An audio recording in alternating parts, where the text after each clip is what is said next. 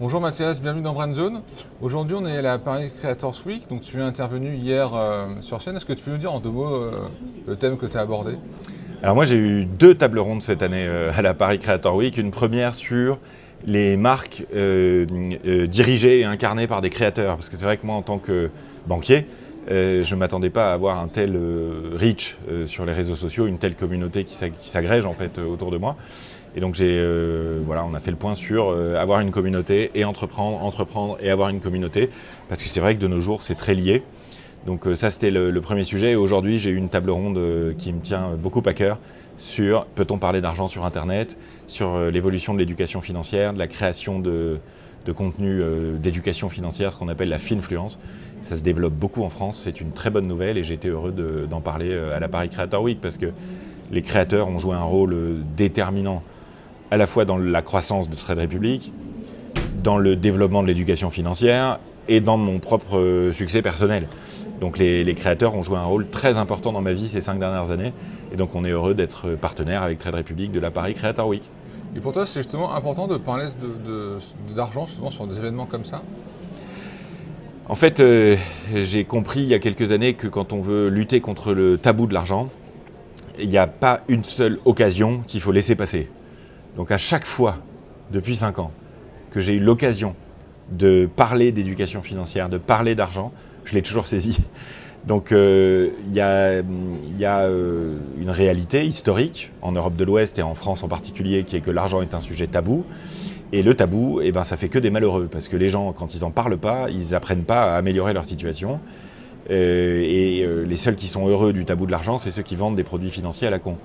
Donc faire tomber le tabou de l'argent, c'est un enjeu déterminant, ça prend du temps. C'est quelque chose qu'on disrupte en gants blancs, donc il faut faire attention. Et toi justement qui parles beaucoup d'éducation financière, donc tu le dis l'argent est un tabou, est-ce que depuis le temps que toi tu parles ou d'autres experts en parlent aussi sur les réseaux, est-ce que tu vois une évolution au niveau de la mentalité française sur ce sujet? L'évolution est évidente. Il y a en gros 2 millions de personnes qui ont commencé à investir en France depuis 2020. Il y a 1 million de jeunes qui s'y sont mis en 2 ans. Les pouvoirs publics commencent à comprendre ce qui est en train de se passer. Des grands politiques me contactent depuis 6 mois à peu près, je dirais. Donc oui, le changement est très violent, très net. Ça a commencé par des centaines de millions de vues. C'est maintenant des millions de gens qui commencent à investir. Il y a 400 000 personnes sur le groupe Reddit Vos Finances, alors qu'il y en avait 30 000 il y a 4 ans. Donc la mentalité est évidemment en train de changer. Et le meilleur exemple, c'est qu'il y a aujourd'hui, et il faudrait peut-être en parler aux politiques, les 2/3 des Françaises et des Français qui sont favorables à un système de retraite qui inclut de la capitalisation, parce que ça ne fait aucun sens de s'en priver à un moment où la population vieillit. Alors pour une personne qui a de l'argent de côté, beaucoup de personnes sur un livret A, comment on peut commencer à s'éduquer? C'est quoi le début en fait pour commencer à apprendre? Est-ce qu'il faut aller en immobilier, en bourse? Comment justement on peut apprendre ces choses-là? Il y a une dizaine de grands concepts, je dirais, qu'il faut maîtriser et qui te permettent ensuite de prendre en main ton argent. Et ces concepts, il y a plusieurs manières de les acquérir aujourd'hui. Vous pouvez les acquérir de manière déstructurée, entre guillemets, en suivant une quinzaine de comptes de qualité sur les réseaux sociaux et en consommant des contenus petit à petit comme vous en consommez par ailleurs.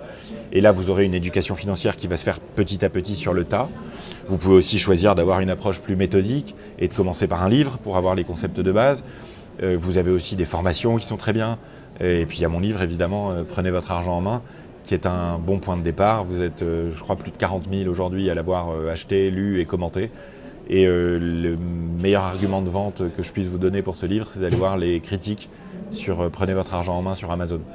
Et il y a une règle que tu évoques souvent, alors si je ne me trompe pas, c'est le fameux 50-30-20, je crois.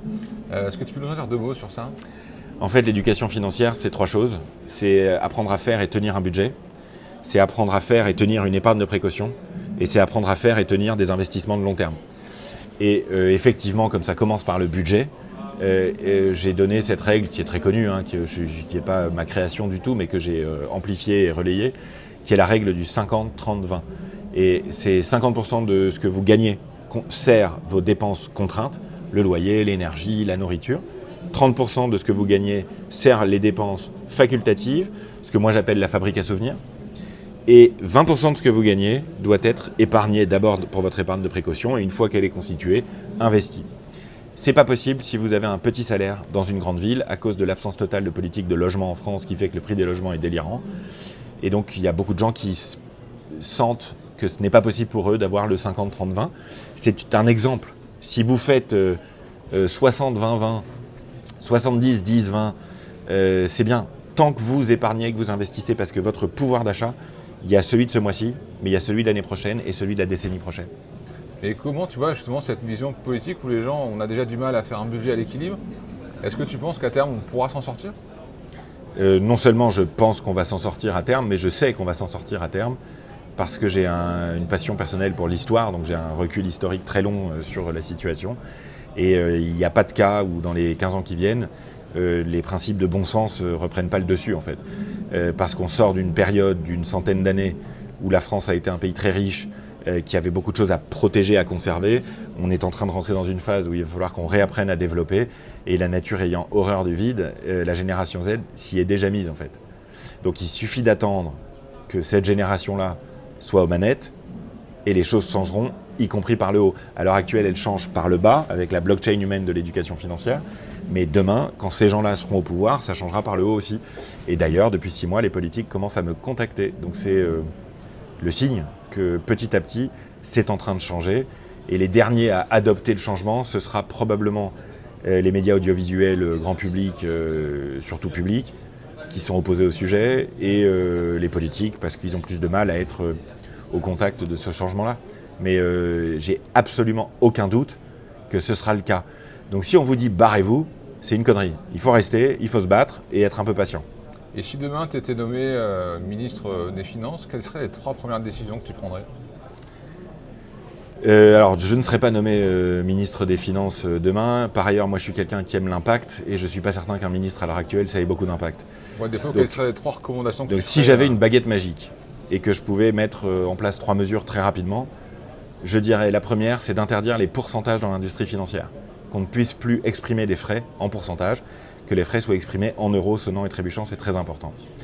La deuxième mesure que je prendrais, c'est évidemment de faire des campagnes de sensibilisation grand public sur les réseaux sociaux, de sensibilisation au risque d'arnaque. Et la troisième chose, c'est que je prendrai tous les contenus d'éducation financière préparés par les autorités, quelles qu'elles soient, qui sont de grande qualité, et je leur donnerai la seule chose qui leur manque à tous ces contenus, c'est du reach. Donc si j'étais ministre des Finances, j'engagerais une centaine d'influenceurs et je ferais la plus grande campagne d'éducation financière sur les réseaux sociaux qui a jamais été faite, parce que ça peut améliorer le pouvoir d'achat des gens l'année prochaine. Et pour terminer, toi qui diriges Trade Republic, tu en parlais tout à l'heure, est-ce que justement le fait de travailler avec des créateurs et des experts dans ce domaine, c'est quelque chose qui a permis de vous faire mieux connaître et de mieux connaître vos produits du coup? Les créateurs et les créatrices de contenu ont joué un rôle déterminant dans la croissance de Trade Republic, parce que Trade Republic, c'est une nouvelle banque évidemment, c'est aussi un nouveau produit et c'est surtout une nouvelle manière de gérer son argent et d'investir qui nécessite d'être accompagné au début. Parce que comme on fait face à un sujet tabou, il y a énormément de fausses croyances dans la population. Et les créatrices et créateurs de contenu nous ont beaucoup aidés à déconstruire les fausses croyances qu'il y avait tout simplement dans la population. Et je vois qu'aujourd'hui, tous les particuliers qui ont été formés à l'éducation financière deviennent des créateurs et créatrices de commentaires. C'est-à-dire que les particuliers viennent dans les commentaires répondre aux nouveaux qui arrivent et ça démultiplie encore plus. Donc merci aux créatrices et créateurs de contenu parce que sans eux, Trade Republic ne serait pas tout à fait à l'endroit où elle est aujourd'hui. Et je crois que tu as une actu là qui arrive, qui a été annoncée il y a quelques jours, puisque on te voit et tu as toujours été hyper impactant dans tes interviews avec Guillaume Play sur Légende. Et je crois que vous partez en tournée, c'est ça? Est-ce que tu peux nous en dire de mots Oui. Donc on part en tournée avec les speakers, parmi celles et ceux qui ont fait le plus de vues sur Légende. En octobre et novembre 2026, legend-tour.fr. Prenez vos places parce qu'elles partent vite visiblement. On est à peine une semaine après là et il y a déjà des dizaines de milliers de places qui ont été vendues. On sera dans une quinzaine de villes en France, dans 2 villes en Belgique et on va venir à votre rencontre avec un show à la fois pédagogique parce qu'il y a quand même des moments de podcast et j'interviendrai moi sur les questions d'éducation financière. Et puis en même temps, un moment de divertissement avec des artistes très connus qui vont nous rejoindre. Et puis avec d'autres invités surprises encore qu'on vous annoncera tout au long de l'année. Ça va être une soirée à la fois de divertissement, d'apprentissage et de rencontres. Parce que voilà, moi j'ai un livre en préparation aussi. Et j'aime beaucoup les séances de dédicaces. Donc je vais essayer de de conjuguer cette tournée des Zéniths avec des séances de dédicace aussi. Et puis voilà, plein de nouveautés aussi à vous annoncer l'année prochaine. Merci beaucoup Mathias, et on te dit à bientôt. Merci.